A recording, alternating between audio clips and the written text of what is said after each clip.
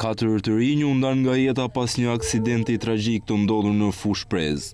Ngjarja ka ndodhur pak para mesnatës së 19 marsit në aksin Fushë-Krujë-Vor. Të rinjt kanë qenë duke udhëtuar me një mjet tip Benz të sapobler, kur mësohet se janë përplasur me një betoniere. Mjeti i të rinjve pas përplasjes ka shpërthyer në flak dhe 4 të rinjt të moshës 20 deri në 25 vjeç janë djegur brenda.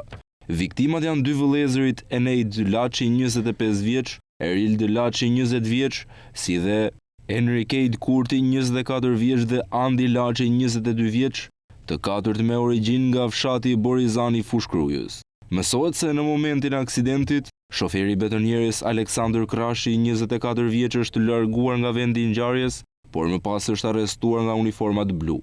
Të parët që e konstatuan aksidentin ishte një patrull policie aty pranë, të cilët shkuan për t'i ndihmuar të rinjt, por nuk arritën të bënin gjë për shkak të flakëve që kishin përpir makinën. Makina e të rinjve duket totalisht e shkrumbuar nga flakët, ndërsa zjarrfiksit kanë ndërhyrë për të nxjerrë trupat e pajet nga mjeti.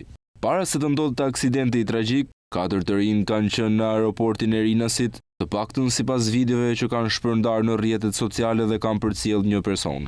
Shkaki i aksidentit ende nuk dihet, por sipas dyshimeve paraprake, shkaki i përplasjes së fortë mund të ketë qenë shpejtësia që po lëvizte Benzi, dhe megjithatë policia nuk ka dalë në një përfundim.